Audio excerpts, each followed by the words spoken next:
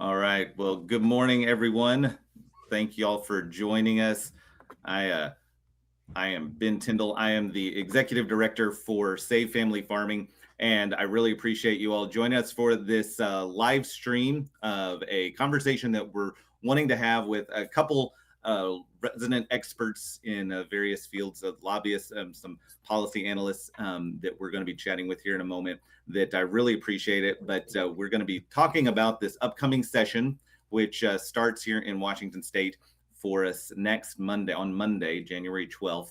And so we are excited to be able to kind of visit with a couple guys, get their impressions about as they've been working throughout this interim on some of the work and just talking and making visits and meetings with legislators, kind of keeping their finger on the pulse of policy changes or rule changes and potential policy changes that may be coming up that we may be looking at this session. And so we're going to dive into that here in a moment and kind of talk through some of those things, some of the potential ways that agriculture and individuals that really have a passion for advocating for agriculture, how we can be advocates for this industry and this community that means so much to us. So, but before I do want to say a big thank you to our sponsors, who Kennewick Irrigation District. They are the sponsor for these ag exchange conversations that we've been having over the past several months. And really, we couldn't do some of this work without them. So we really appreciate a big shout out to our sponsor, the Kennewick Irrigation District, and their support for both the work of Safe Family Farming, but also this specific conversation that we get to have through the ag exchange. So I do want to just quickly introduce our two guests to this conversation. First, Ben Buchholz. He is with Buchholz and Associates. He wears a number of hats and serves as a lobbyist representing a number of commodities and groups, and really appreciate him and his work, as well as Scott Dilley. He is the public affairs director for Wafla. And so I will bring them on the screen. Gentlemen, thank you both for coming on board and being willing to engage in this conversation with us. I really, really appreciate it. Thanks, Ben, for having me here. Yeah, absolutely. Well, I will say before we get started, and I should have probably said this a moment ago, but I do want to let anyone that is watching this to please know that if you have any questions for Scott or Ben, that if you have any question, you can type in your comments in whatever platform you're viewing this on. We're showing this through Facebook, Instagram, as well as YouTube. And so anyway, if you are watching this and are wanting to engage in the conversation, just type in your conversation. We've got Dylan Honcoop behind the scenes working on our team, and he will be funneling those comments to us. So anyway, feel free to type those in, and we'll be taking some time later in the conversation to make that happen and address those questions. So don't hesitate to take advantage of that. Well, guys, you look very calm for your last free calm weekend before a busy session starts. I really appreciate y'all taking some time with us. I did kind of want to start the conversation a little bit, and I'd love to pin this to both of you, but Ben, I can start with you.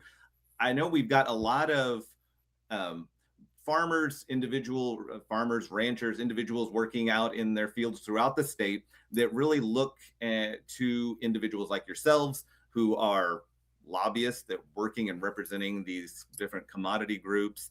A lot of times we, and in many ways rightly so, we assume, hey, you're working for us year round. But really all we really think about sometimes is you're having those meetings during the legislative session, representing our interests, making sure that agriculture is represented well in the legislature. But it's kind of a 24/7 year-round job. As you've led up and are leading up to session, what's the interim looked like for y'all? Yeah, that's a great question, Ben. Thanks for first off, just to start out, thanks for the opportunity to join you today and your audience as well.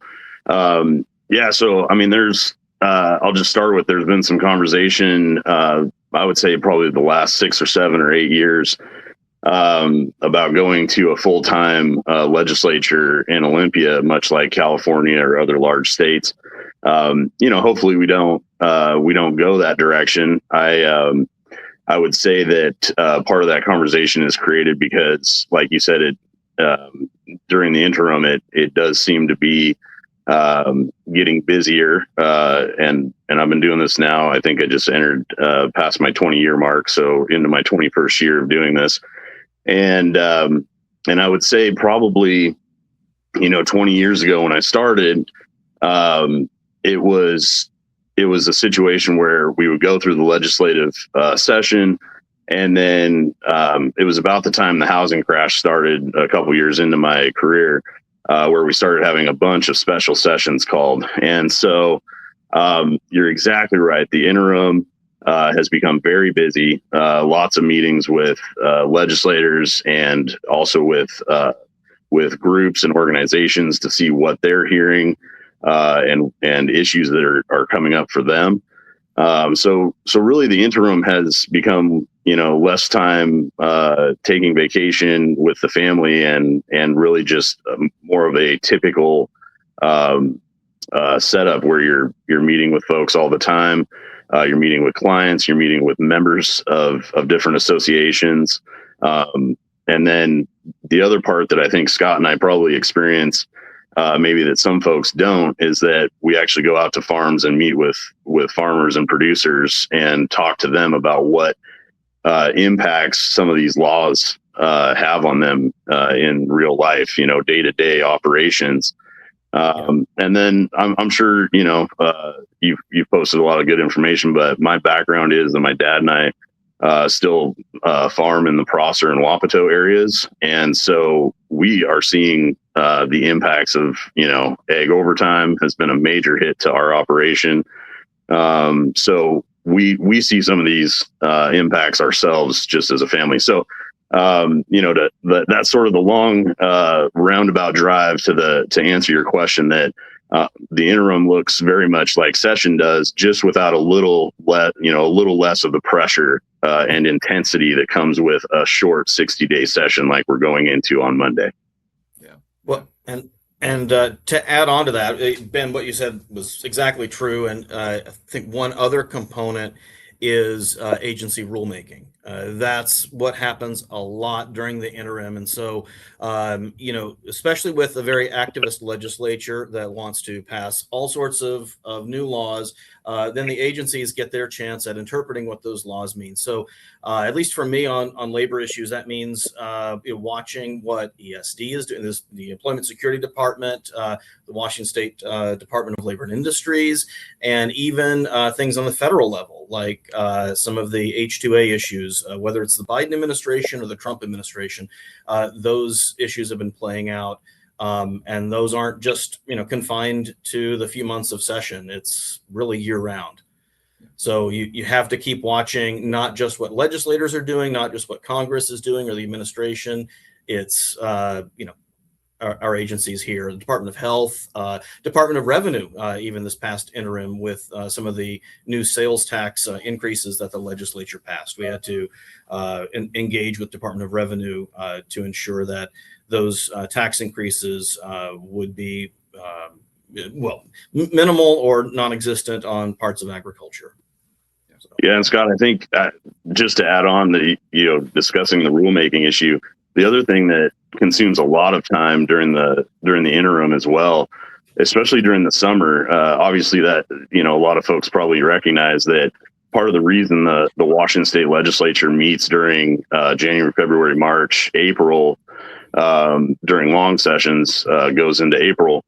The reason for that is because back when the schedules were set, there was a lot more representation from agricultural producers and farmers, and so they set the meeting time during the winter when they were available. What we do a lot during the summer now is we also do educational tours where we take groups of legislators and agency staff members. Sometimes directors will join us. Department of Ag Director Sanderson joins us on quite a few tours. And we go out and actually see what is taking place on the farm, or if it's a business issue, we take them to businesses that are pertinent to that subject matter. So a lot of rulemaking, a lot of meetings, and then a lot of educational tours as well to make sure everybody is seeing what is going on the ground. Nice. Well, I actually really appreciate that. It kind of gives a good flavor of, kind of what has been going on leading up. And I think that is helpful. But I will say the thrust of what we're trying to look at is I'm expecting you guys to be able to shake your crystal balls and tell us exactly what is going to be happening over the coming months. Not necessarily, but I would love to hear, kind of as we're moving in, what are y'all looking at? And, maybe even before we start looking at specific policies, Scott, this would go for both of y'all, but let me start with you. What's kind of the flavor as we're moving into this session? What are you feeling? Do we feel like, agriculture has some friendly faces within the legislature, or is it more, I guess what are Ben mentioned, we have more of an activistic legislation than usual. Kind of break that down for us. What is the flavor in the legislature right now? I would say, there is some uncertainty, moving into session, especially with the vote differences between the parties being vast. Like Ben was referencing, several years ago, and back then it seemed like there was a little more balance in the legislature. Right? You could get votes from certain parties, or pull people over from one party or another. It's getting harder to do that here in Washington, just because of really what people have voted for, and the legislators who are now in office, and their mindset. So there is some uncertainty, and there are big issues facing us, both on the policy side of things as well as the budget side of things. So this will be a year for the supplemental budget, and I know there are conversations about tax increases or not, and what to increase, what might that look like. We have a legislature that seems to want more money and wants to keep spending, and that money's got to come from somewhere, and unfortunately that means all of us. So those are some of kind of broadly speaking, those are the kinds of things that are coming up, and it's going to take our collective effort to really push on those issues that are good for agriculture, and push back on the ones that are bad. Yeah, that's the other, Ben, that's the other piece that Scott and I deal with a lot is you try to find your friends in both parties. Obviously, the Republicans tend to be a little bit more in tune with agriculture, but that's not to say Democrats that we work with across, that work well across the aisle with the other party as well. Obviously, they have got a pretty good understanding of the agricultural industry as well. Senator Chapman, the Senate Ag Committee, probably not anybody that I know that knows it as well as he does. And the same for the House Ag Committee, Christine Reeves, Representative Reeves. They both have they chair the committees, and they do tours all the time during the summer, and have been out to a lot of different farms and seen a lot of different operations. So we have to keep in mind, yes, they have close to super majorities. Maybe I would have to look. Maybe they do in one of the chambers. So there's getting to be a bigger gap there where it's getting harder and harder to find enough votes to find a moderate Democrat or so to vote with the Republican Party to stop anything. So that has made the job less fun, I would say, over the last 20 years. I remember some of my close older colleagues saying that, when there were a huge amount of taxes passed in the early 90s, the following election was really bad for the majority party, and it swung the other way. We have not seen any of that recently in recent history, where we saw, historically high amounts of taxes passed last session. And we're getting the sense that we're not going to see a big swing the other direction in elections. So with that said, what is the position of the legislature right now? I think it has become, like Scott said, they're looking for tax revenue because of the programs that have been put in place, and they have to pay for those services. I don't think it is. I don't think the legislature's position towards the agricultural industry is where it was maybe even 5 or 6 years ago. I think we were in a worse position 5 or 6 years ago with the legislative thought process of sort of leadership teams and et cetera. I think we have come from sort of the peak of or more difficult positions against the agricultural industry.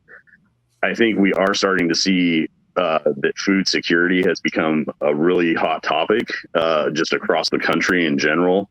And so with food security, I think leadership teams in the legislature have really made the conscious decision that we need to protect the agricultural industry.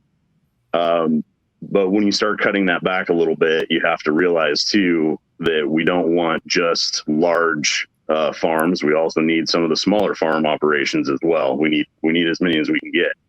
And as we know, that looking at the data, that is not the trend that we are seeing. We're seeing much larger farms across the state instead of smaller mom and pop operations, 1 or 2 or 3 type owner operations have started to really go away. And so I know the Farm Bureau does a good job representing almost all of the agricultural industry in the state. And they have used some talking points over the last few years about how many farms leave the state every day or every week. I can't remember what the exact talking point is, but it has really impacted the small operator more than the large one. And so I think you're starting to see some legislators understanding that talking point about, okay, we need to do what we can to preserve the smaller operations as well.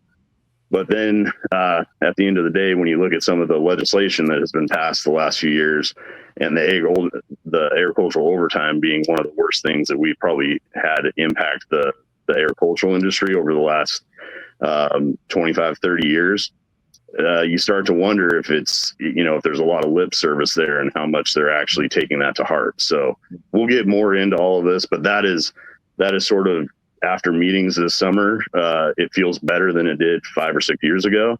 But still, we're in a tough spot just with the numbers of the majority. Yeah, well, it is helpful to kind of have an understanding of, after spending years, and I know you all have been working on this for decades, and we have, agriculture, we have farmers who have been working in these things for decades and some for generations. And so, is that message resonating? Is that message landing? Or does it feel like, we're spinning our wheels and not really moving forward? It sounds like, it's a mixed bag, but it sounds like there are some places that agriculture is holding some traction and really able to have some inroads. Some of those conversations. Just to add to that, one thing I forgot was the political landscape, the makeup of the legislature. When you look at members that have been there more than 4 or 6 years, every year we're getting about 40% new faces in the legislature over the last 6 years. Yeah. There's not a lot of continued understanding from maybe 5 years ago. So we're dealing with a lot of new folks. And that makes it difficult as well, especially when you lose some of those. I just think of some of the older members that have retired or resigned or decided, hey, this isn't for me anymore. You lose all of that, background and understanding that they have of the agricultural industry. Yeah. Well, let me ask this. So what, let's kind of get a little more in the weeds, I guess. We've danced around a couple of the hot topics or issues that you all are facing. I know you mentioned the ag overtime is something that has been an issue really for the past 3-4 years now. But what are some of the issues that you guys are watching that you can share with us? Kind of some of the issues, maybe some of the policy or discussions that y'all are having as far as maybe the direction that some of these issues are taking.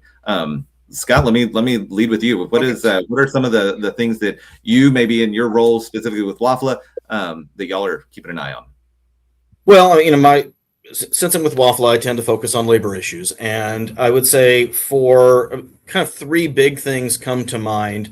First, we've already mentioned ag overtime. I know it's it's an issue that still needs to be addressed, and like you've said, for several years, we as the kind of the ag community, the ag lobby, we've reached out to our kind of allies in the legislature to run bills that will kind of exempt ag from certain number of weeks from having to pay overtime, that kind of thing.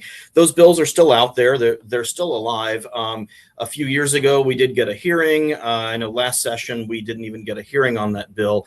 I do think there are more legislators who are understanding the implications of what ag overtime means for the industry and for the state. And most recently, I know we've been trying to get the word out about. I know there's a petition effort as well as a survey of farm workers. I really think the way forward on that issue is for farm workers themselves to speak out, because I know our employer members are hearing from their workers that ag overtime has actually harmed take-home pay. It hasn't, the worker advocate said it would help with take-home pay. It really hasn't, because of the economic realities of labor-intensive agriculture. So I would, and I think, Ben, Safe Family Farming has certainly helped get the word out. I know Wafla has. There's several other organizations about Center for Latino Leadership as well, about that petition, as well as the survey of farm workers that's being done by WSU. So I don't know if there's a way to maybe publish those links once again, but I think it would be helpful to get that information out to people so they can forward it on to workers. We want to make sure that workers' voices are heard on those topics, because this is an issue that affects everyone in ag. It's not just farmers, it's the workers as well. And a couple other labor issues that have come up more recently in the past few weeks. One of them is a bill that would deal with providing notice of I-9 audits to workers. So, and this is not just an ag bill. This would be for all employers in the state. What the idea behind it is, if the federal government, if it comes in and they want to do an I-9 audit, then you would have to provide your workers, both current workers as well as previous workers for the past 3 years, notice that audit is going to happen. And if you fail to provide that notice, then the employer could be fined by the state. I think it's $2,000 per employee who would be affected.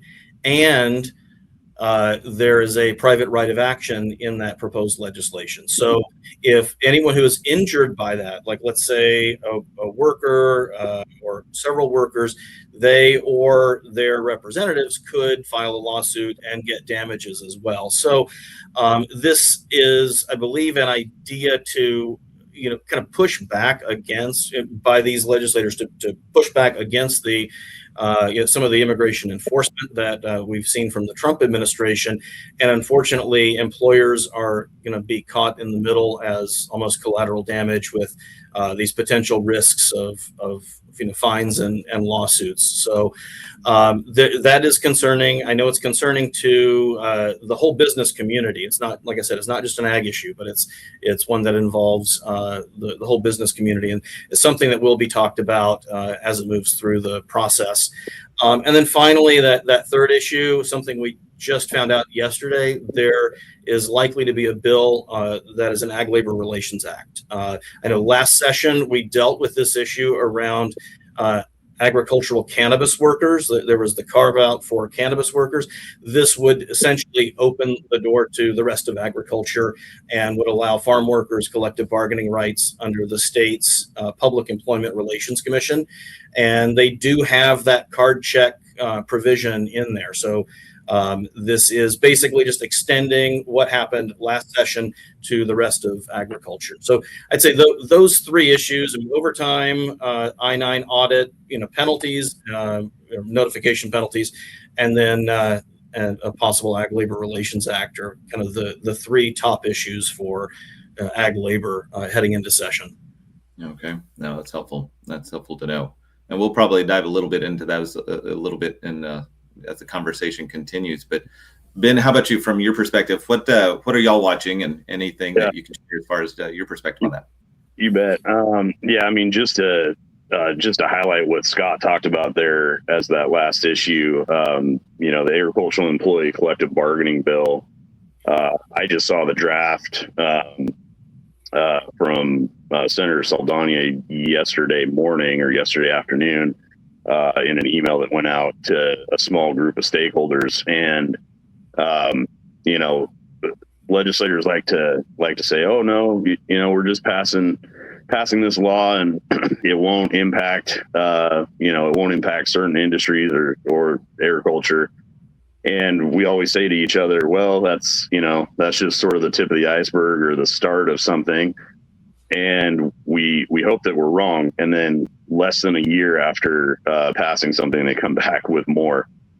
So I guess again, gut feeling or experience, we tend to see these things coming. And it's tough because that is going to be a major impact to the industry, depending on where that goes this session or next session or within the next 3 or 4 years. Could you explain that a little bit, just for those that may not have a huge grasp? So what is the implications if this goes through? I know for some, pockets of the industry had already gone through. And I'll defer that over to Scott because he's sort of an expert in the labor issues. I'm happy to tell you what I know, but I think Scott would be the best one to answer that. I think the clearest answer is it adds more complexity to workplace relations. I mean, when you have a formal structure, and right now things are very informal. You can talk to your workers about things. There's that kind of one-on-one interpersonal relationship with workers, and you can work with them on all sorts of workplace issues. You can whether it's pay, hours, whatever it is, right? When you involve a union in that conversation, it's not quite as flexible and interpersonal. It becomes, it can become more adversarial. It doesn't have to be, but you then have people sort of divided then into, management and workers, and you are then having to hammer out a collective bargaining agreement, basically a contract between, the employer and a group of workers or all of the workers. And it kind of takes away that flexibility and that sort of, just a good, kind of handshake agreement that agriculture's really use. A lot of, farmers for decades have had those good relationships with their workers, and I would encourage them to keep having good relationships with workers. But, a union, inserting a union into that conversation then just, again, makes those workplace conversations a little less flexible and a little more kind of legal, right? You have to abide by a contract. You have to jump through certain hoops. You have to negotiate certain things. So I think that's the primary. It's complex. It just adds complexity. Yeah, the too long didn't read summary of it is it becomes more cumbersome. The whole process becomes more cumbersome, and it starts to involve state agencies and state individuals and staff. It's no longer, like my dad and I go out and, hire 50 people to come work the cherry harvest, right? You start to have paper contracts and track everything, and all of a sudden, a two-person operation has to hire somebody just to handle the paperwork, and I don't think we even have that in our margins. So it's a much more cumbersome system after something like that would pass. So and then not to defer, but Scott really is the labor expert, so I didn't want to step on my toes on that one. But one of the issues that is at the very top of my list that we will be working and keeping an eye on this session, it has been around at least for a couple of years. I'm not going to say a specific date, but environmental crimes. I think Save Family Farming did a good job last session of getting this information out to everybody. So kudos to you for the work that you do on getting some of these issues out to farmers that maybe aren't Farm Bureau members or aren't members of mine in different organizations. But the environmental crimes bill passed the Senate last session. And when I say last session, I mean 2025 long session. It passed the Senate and it died on the House side. And this bill, the reason I say it's at the top of my list is there have been nights where I lay awake thinking about it because of all of the different examples that I can think of where it would allow ecology or the Attorney General's office to prosecute a farmer that maybe isn't even aware of a situation that is taking place on the farm. If it is an employee that has done something maybe not to the label. One example that I keep thinking of is if you're mixing a tank of spray products, let's say you're going to do a herbicide treatment, and let's say that tank is mixed against what the label is the law, and they mix it a little bit heavy or a little bit more concentrated. That would allow that employee to report that situation, even if it was the employee that did it. They would then have whistleblower protections against the farm or the operation, and then the state would take over from that point. I was on a stakeholder call, I guess it was 2 days ago, where the entire team of attorney generals, assistant attorney generals, the sponsor of the bill, Yasmin Trudeau out of the Senate, we had a stakeholder call, and first off, they were unable to really answer what examples in the agricultural industry they are trying to solve. And so that made the whole group of stakeholders nervous as to what the real meaning is behind this thing. The other issue that comes up is it's really focused on a couple environmental situations where a couple boats in Tacoma burned on the water. And so they keep coming back and using that example as a situation where the first boat burned and the owner could have prevented the second boat fire. And so they wanted to go after those folks with criminal action or whatever. They also went after them with civil penalties as well. So the environmental crimes bill, I think, opens up so many more avenues for the Attorney General and ecology to go after somebody that maybe has been doing something for years that they didn't realize was an environmental crime and shouldn't be an environmental crime. But now we've got this whole set of rules that they're going to go after individual, situations. So environmental crimes, that's at the top of the list, I think, for a lot of my colleagues and I. We're going to spend a lot of time doing vote counts on that bill in the House, and I can tell you we've already set meetings with everybody that we possibly can to make sure we can slow that thing down. It's sort of a good housekeeping topic right now to mention, since we're in the second part of a 2-year legislative cycle. Those bills don't have to be reintroduced. They can be picked up where they were left off after last session. And then there's a whole slew of new bills that have been introduced on top of those as well. So we're not starting back at the original committee location. We're starting up where the bill was left off at. And so that's important to note because we've only got 60 days to process some of these things. And the way I look at it, we have 60 days, we have to kill these bills that are bad. And the environmental crimes bill would be at the top of the list of what bills we do not want to see pass.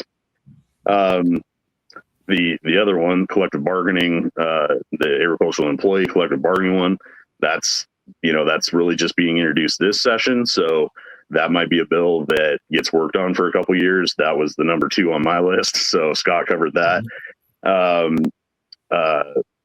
There is a pesticide, PFAS, agricultural bill. The details on that are it's a 2-page bill or 3-page bill.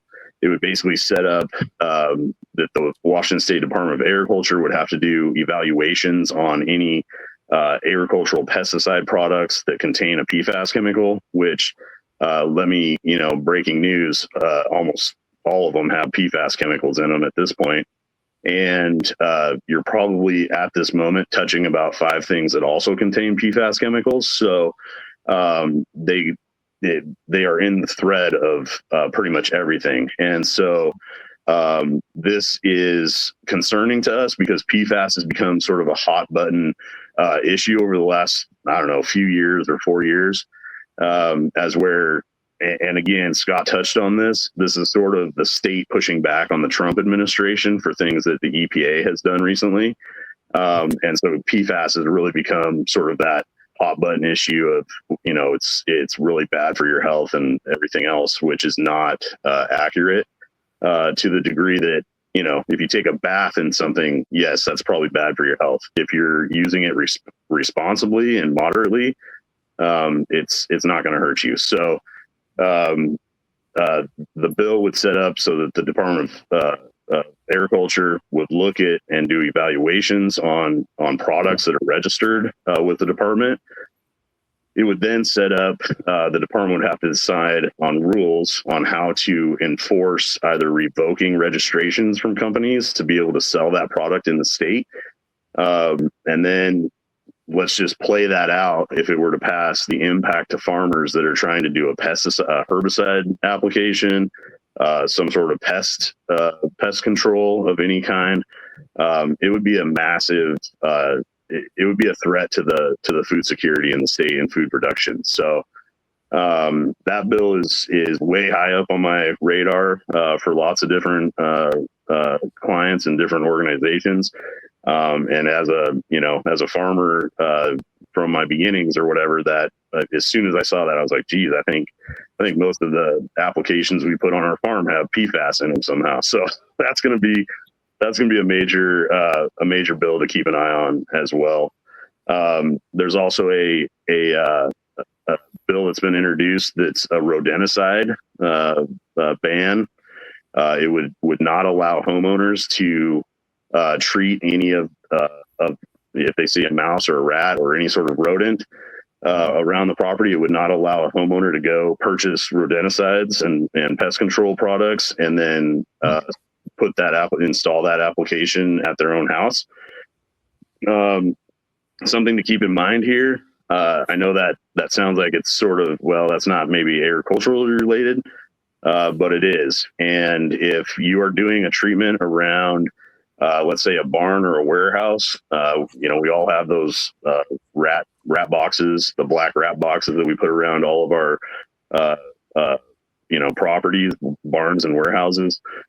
You would no longer be able to go and purchase those and to install them yourself. You would have to call a licensed pest control company, and they would come out and install the treatment. I've talked to the sponsor of the bill, Senator Leas, who is also the Senate Majority Leader. So you can take that for what it's worth. When you see a member of the leadership team sponsor a bill, you have to put an asterisk next to it and make sure you work that one extra hard because it's probably got a better shot at going.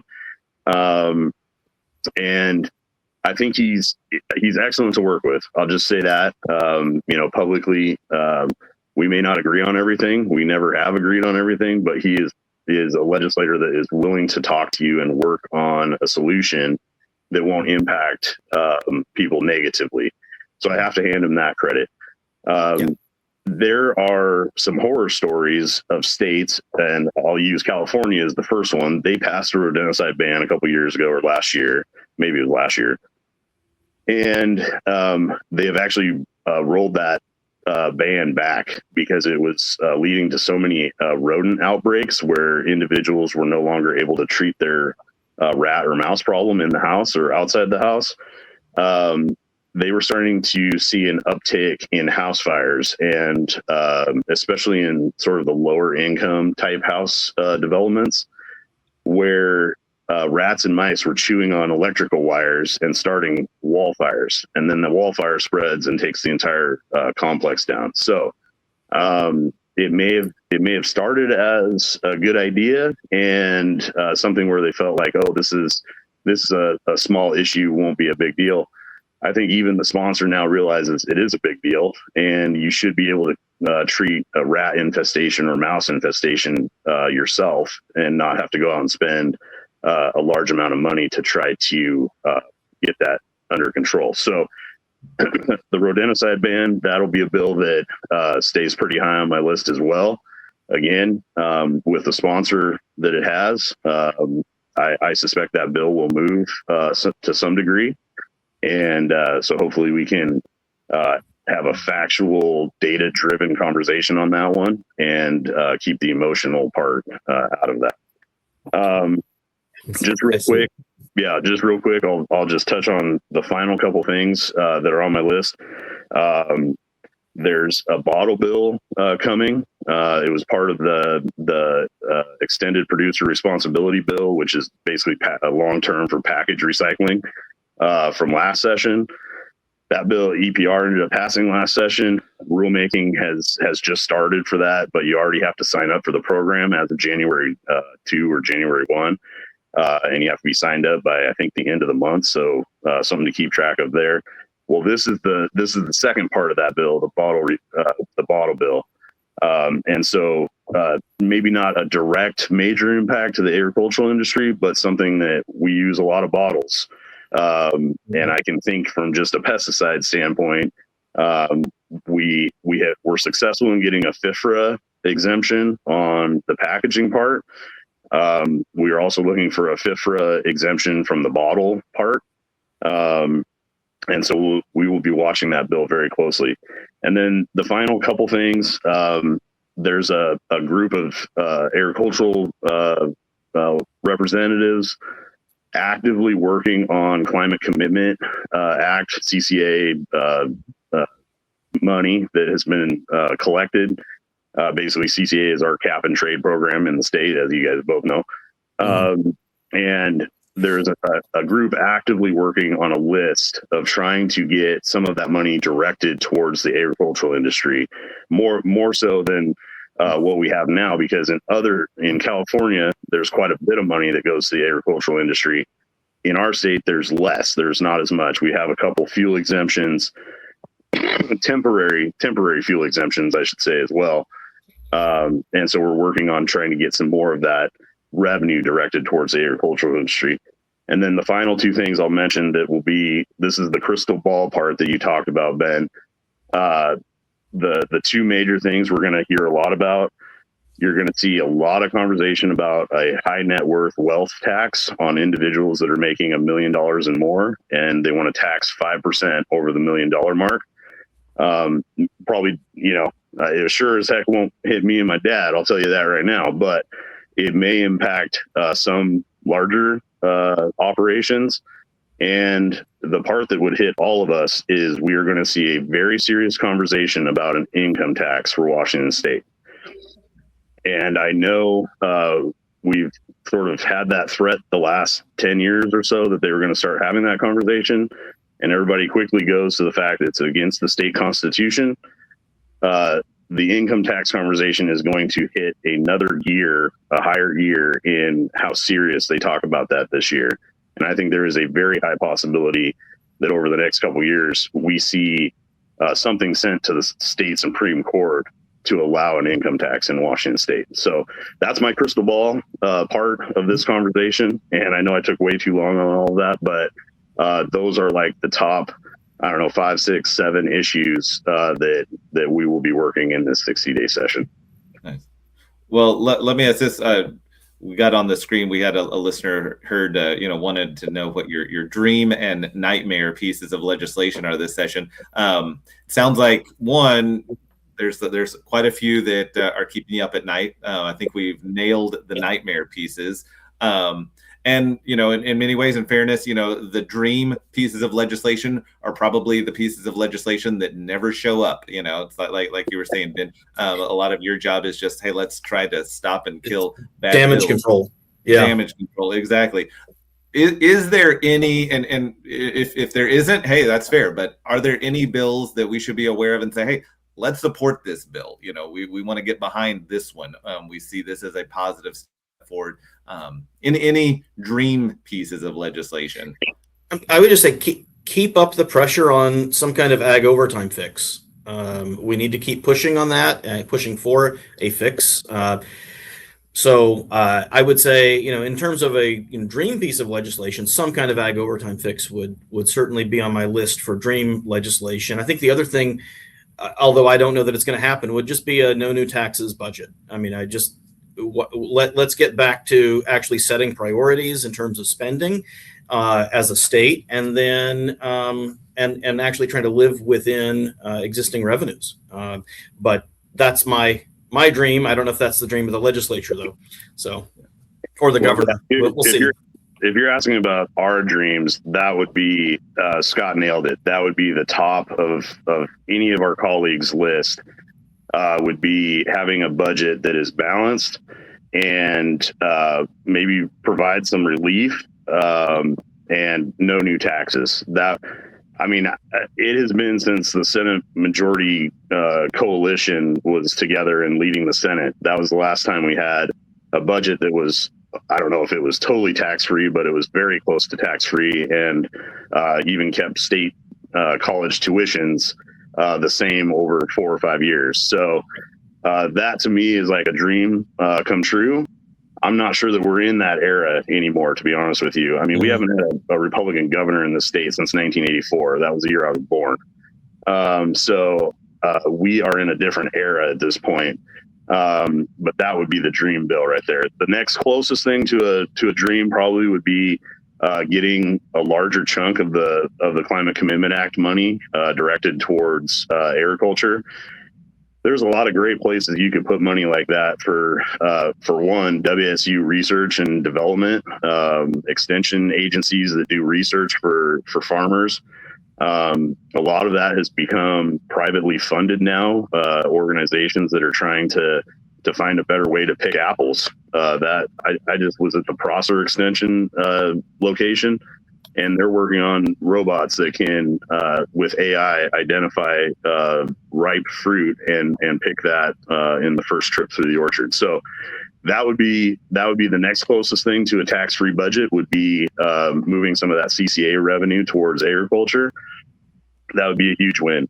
The second, probably next closest thing that would be a dream would be this year. There's going to be a piece of legislation, it looks like, drop pretty soon for equipment sales, agricultural equipment sales, sales tax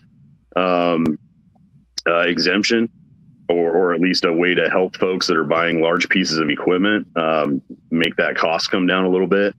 And so I think that would be the next one. That's a small one, but that would be a win as well.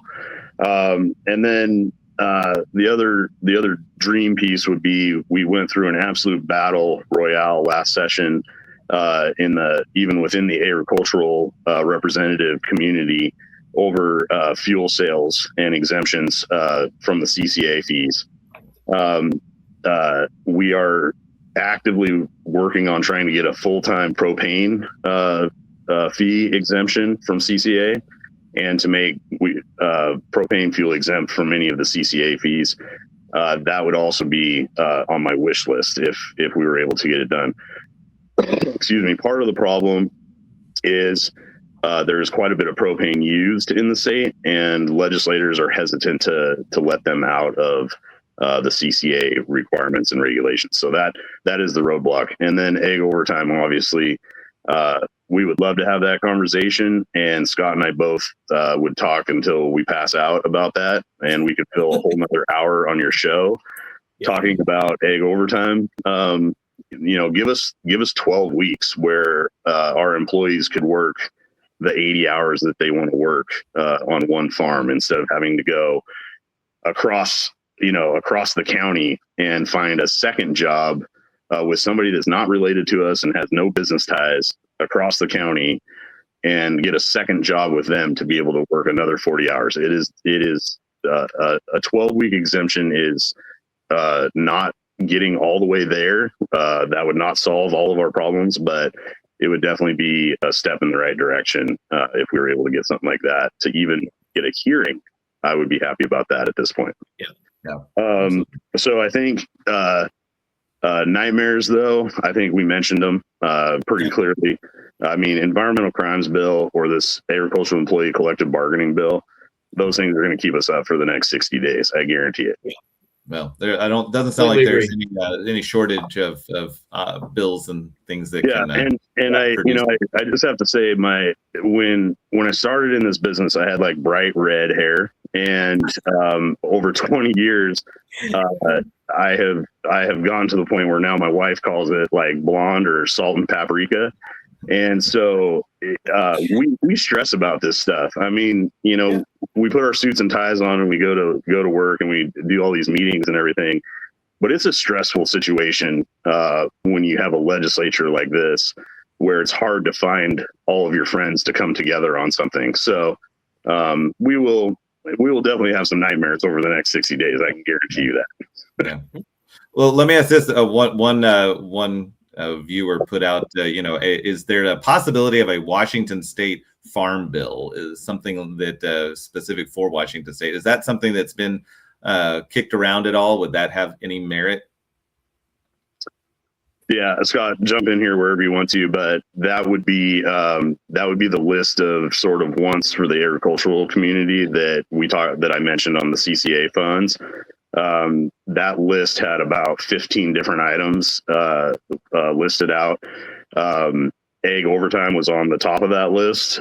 So in terms of, yes, like a Washington State specific farm bill, that was on the top of our list, was an ag overtime exemption. And then obviously propane exemption from all the CCA fees that have been tacked on to all of our fuel costs. That was on the list as well. And equipment sales tax exemption up to a certain number for equipment, that was on the list. There were many other things that I'm totally drawing a blank on, but like pesticide warehousing, hazardous substance tax exemption when pesticide products are stored in Washington, but they're only stored here in case there's an outbreak. If those products are then sold out of state, they would actually be double taxed coming in and going out. So we would like to extend that exemption as well. Lubricants, as any farmer knows, a lubricant hopefully is not combustible. I'm sure we've all experienced something maybe that they are combustible, but the serious part of it would be exempting lubricants from all of the CCA fees and all the other state taxes that are applied to lubricants. Because when you go out and change, the oil or hydraulic system on a combine or a large tractor, we all know what the cost can be to go and purchase the lubricants that go in that tractor. So that was on the list as well. As I think the list had about 15 different items that would be a great. Oh, that's actually helpful. Yeah, and I will jump in and say for the audience, Ben and I are not the experts when it comes to water law, but we do have experts who are ag lobbyists who deal with water issues. So I don't want people to think that we're not addressing water. We've got ag organizations working on those issues as well, knowing that those are very, very crucial issues all across the state for our growers. So yeah, and I think that issue has become even more important given the lack of snowpack we have right now. I mean, we all just looked at the data, a couple days ago that was released that we're at like towards the Idaho border, we're 20% of snowpack. Up in the mountains on Snoqualmie, we're at 40% of historical snowpack at this time of the year. So water issues for Eastern Washington and Western Washington are becoming just that much more important issues in front of the legislature. And then, we really should have mentioned this within the first 15 minutes of this meeting, but of this live stream. but flood money for northern Whatcom County and the flood hit areas of Whatcom County and Skagit County, the wait and talk about strategy that took place between 2021 and this year's floods, that's not working anymore. So something needs to physically get done in the capital budget, or emergency funds need to be implemented in Skagit and Whatcom County to make sure that this is not every 4-year event. Right. And I mean, my heart goes out to folks impacted, but honestly, like, it's time that we start actually putting real serious money to solve this problem. If it's pumps and dikes or walls or whatever we have to do, something needs to be done. If it's dredging rivers, I mean, we need to come together as a group, including the tribes and Democrats and Republicans. Something has to get done to take care of the flooding issue in Whatcom and Skagit counties. Yeah. No, well, I really appreciate that. I appreciate all of this information, and it's almost been overwhelming, all the different areas and elements that we cover and that you all are watching and tapping into. We got just a handful of minutes left. I'd love to kind of hear, okay, now what can, I've received this, I hear it. I'm trying not to, lose what little hair I've got left in stress. What can we do? So if a individual is watching this, if a viewer, that sounds, that sounds overwhelming. We've been working at this for decades, and it seems like the trend isn't moving in the right direction. So, what does it matter? I just throw my hands up. I try and, keep my head down and do my job. And, what would you say to the individual? How can we get involved in a way that actually matters? How can we get involved and engaged in a way that, the farmer's voice is ideally heard? How would you answer that? How can we be more activistic and engage in a way that actually matters in Olympia? Scott, you want to dive in on that? I've got a plan, so I'll go through that later. No, I would just say, to kind of steal a line from other activist groups, be loud and proud, and be proud that we're agriculture, and we're gonna need, the changes are not going to come unless we actually speak up. And it's not just Ben and me speaking up. We're going to need everybody, and we're going to need people to show up in Olympia, talk to legislators, keep talking, keep up the pressure, and really demonstrate what the effects, both good or bad, of whatever legislation we're talking about.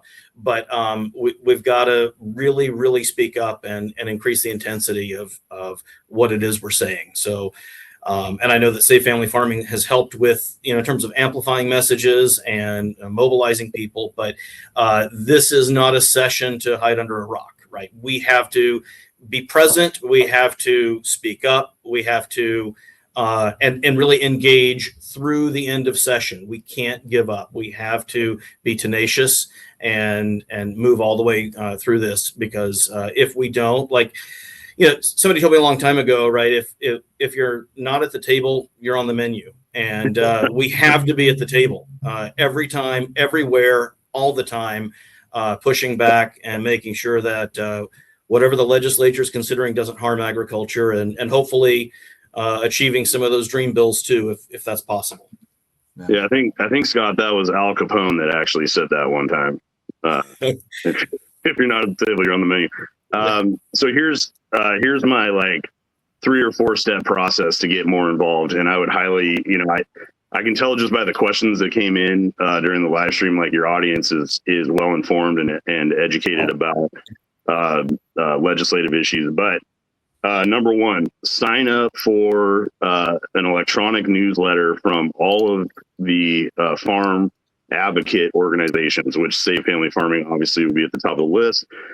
Farm Bureau newsletter, I think that even goes out to people that don't pay a membership. You can get an abbreviated version that has sort of a heads up. Here's some legislative issues, and I know Ben, we're running out of time, so I'll make this quick. Sign up for those newsletters and get involved in groups on social media, if that's Facebook, Instagram. I'm going to say TikTok, even though I don't know what that is. So Get involved in those places and sign up. That way you get the newsletter. And here's the second piece. You will then have a heads up on legislative issues or bills that are moving. Number 3, sign up to either testify remotely. It only takes about, you only get a minute to testify. You can do that from the tractor or from the office. If not testify, sign in on the bill so that we have numbers to show people. I send an email after a bill is heard that has the signups for the pros and the cons to the committee. I like them to be forced to read that if there's 3,000 people that oppose the bill and there's only 200 that like it, there's probably something wrong with what they're seeing. And then after that, if you have time or are willing to, you need to call the legislative office and tell them to meet with you or ask them to meet with you during the interim. There is plenty of time during the summer for all of us to have a 1-hour meeting with legislators on the farm or in the office or wherever you're at and talk about agricultural issues.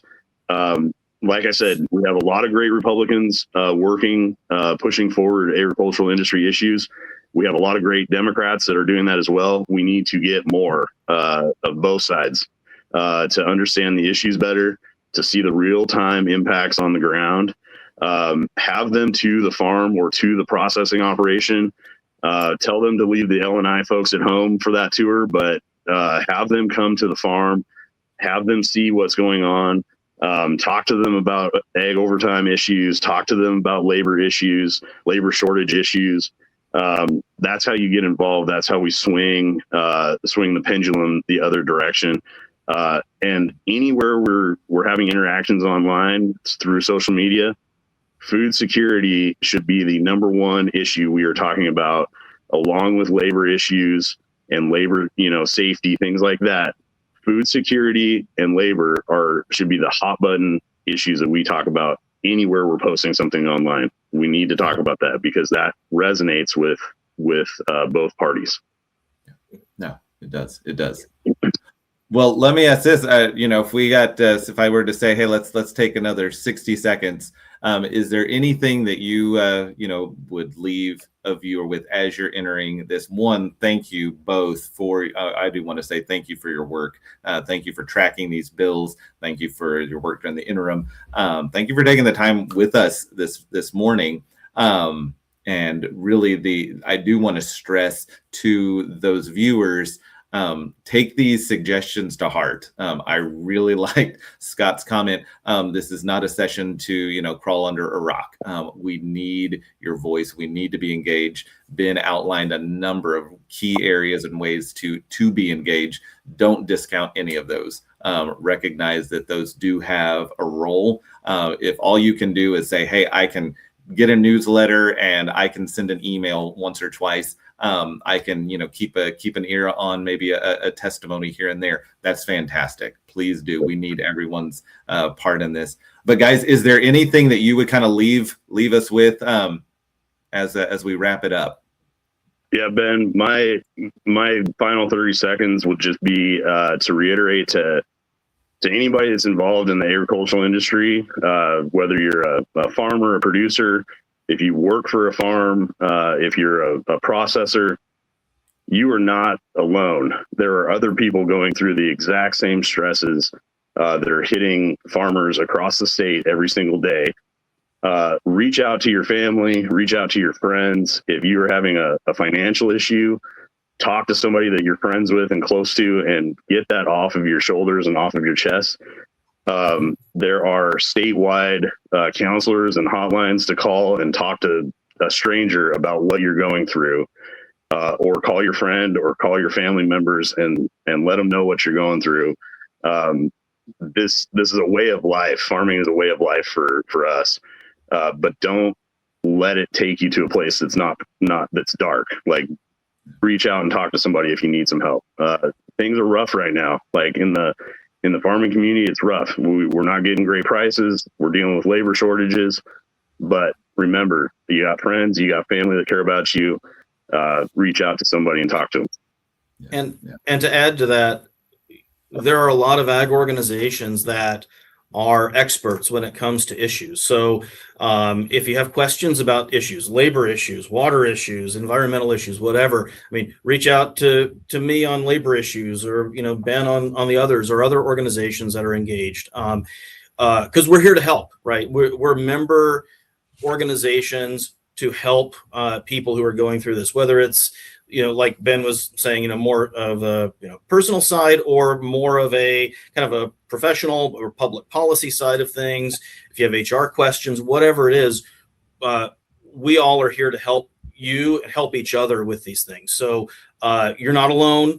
And also, you know, democracy is not a spectator sport. I mean, we're in this together, and we're going to have to speak up and act together, not as individuals on all these levels, but as friends, as colleagues, as neighbors, as communities.